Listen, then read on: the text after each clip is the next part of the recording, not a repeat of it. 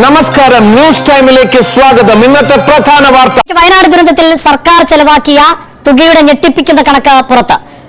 ഓരോന്നിനും ചെലവാക്കിയത് സാധാരണയിൽ നിന്നും പല മടങ്ങ് തുകയാണ്. വോളണ്ടിയർമാരുടെ ഭക്ഷണ ചെലവായി കാണിച്ചിരിക്കുന്നത് 10 കോടി രൂപയാണ്.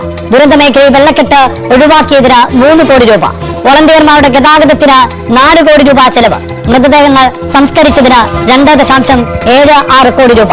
വേലിപ്പാല നിർമ്മാണത്തിന് 1 കോടി രൂപ. ഇങ്ങനെയാണ് കണക്ക്.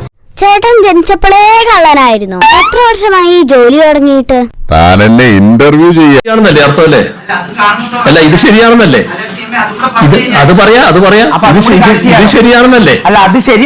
ഞാൻ ഈ പറഞ്ഞ കാര്യങ്ങൾ നിങ്ങൾക്ക് പൂർണ്ണമായി ബോധ്യപ്പെടുന്നല്ലേ കാണുന്നത്? അല്ല, അതും കൂടി പറയുന്നുണ്ടെങ്കിലേ നമുക്കത് കൂട്ടി വെക്കാലോ അങ്ങനെയാണെങ്കിൽ.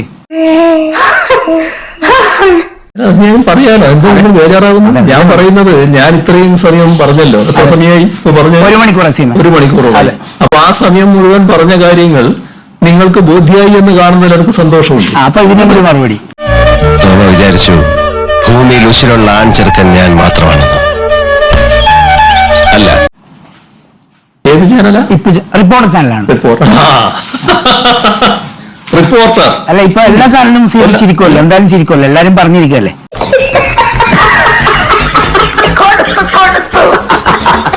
എല്ലാരും പറഞ്ഞിരിക്കല്ലേ,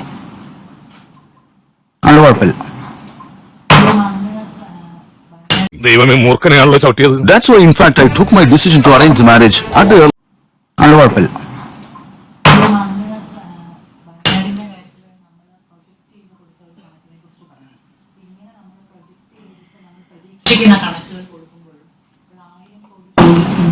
മറുപടി പറയണ.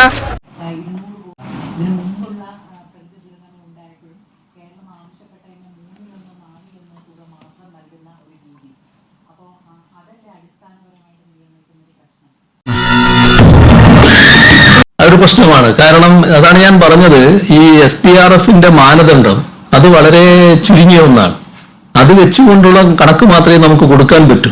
പക്ഷേ അതിന് മാറ്റം വേണം. അതുകൊണ്ടാണ് സ്പെഷ്യൽ പാക്കേജ് വേണമെന്ന് പറയുന്നത്. നമ്മൾ ഈ രണ്ടും പറഞ്ഞു. ഇത് SDRF അനുസരിച്ച് ഇത്രയാണ്, നമ്മൾ യഥാർത്ഥ നഷ്ടം ഇത്ര സംഭവിച്ചിട്ടുണ്ട്, ഇപ്പൊ കണക്കാക്കിയത് ഇത്രയുണ്ട്, ഇനിയും വിശദമായി കണക്കാക്കാനിരിക്കുകയാണ്. അതോടൊപ്പം പുനർനിർമ്മാണം, അത് നേരത്തെ പറഞ്ഞു 2000 കോടിയിൽ പരം വരും, അതും പറഞ്ഞു. അപ്പൊ ഈ തുകയെല്ലാം നിങ്ങൾ പറഞ്ഞത് ശരിയാണ്. 52 രൂപ ഉണ്ടായിരുന്ന കരിമീൻ ഇപ്പൊ 85 രൂപയാണ്. ഇക്കണക്കിന് എങ്ങനെ ജീവിക്കാം? പക്ഷെ കുടമാറ്റം നന്നായത് പാറമേക്കാവിന്റെ ആണെങ്കിലും വെടിക്കെട്ട് നന്നായത് തിരുവമ്പാടിര. ആ കാര്യത്തിൽ താൻ എന്നോട് വാദിക്കണ്ട എന്ന് പറഞ്ഞാൽ എങ്ങനെയാണ്? ചാരായ നിരോധനം ആന്റണി മാറ്റുന്ന പ്രശ്നമില്ല. ആ ഒറ്റ കാര്യത്തിൽ മാത്രമേ എനിക്ക് നമ്മൾ കേന്ദ്ര ഗവൺമെന്റ് മുന്നിൽ വെച്ചിരിക്കുകയാണ്. കേന്ദ്ര ഗവൺമെന്റ് ഇതൊന്നും തള്ളുമാല സ്വീകരിച്ചിട്ടില്ല. എല്ലാ കാര്യങ്ങളും ഗൗരവമായി തന്നെ പരിഗണിക്കുന്ന നിലയാണുള്ളത്. അവര് അന്ന് പറഞ്ഞ കാര്യം പൂർണ്ണമായും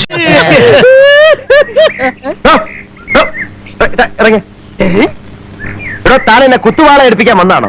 കാലം കുറച്ചാലും ഇപ്പൊ ശരിയാക്കാന്ന് ചിലച്ചോണ്ടിരുന്നാ പോരാ. എപ്പൊ ശരിയാക്കാം ഒക്കെ ഒന്ന് ഇപ്പൊ പറയണം. അങ്ങനെ കൃത്യമായിട്ടൊന്നും പറയാൻ പറ്റൂല. So please whatever. Please I want to reach 1 million likes. So please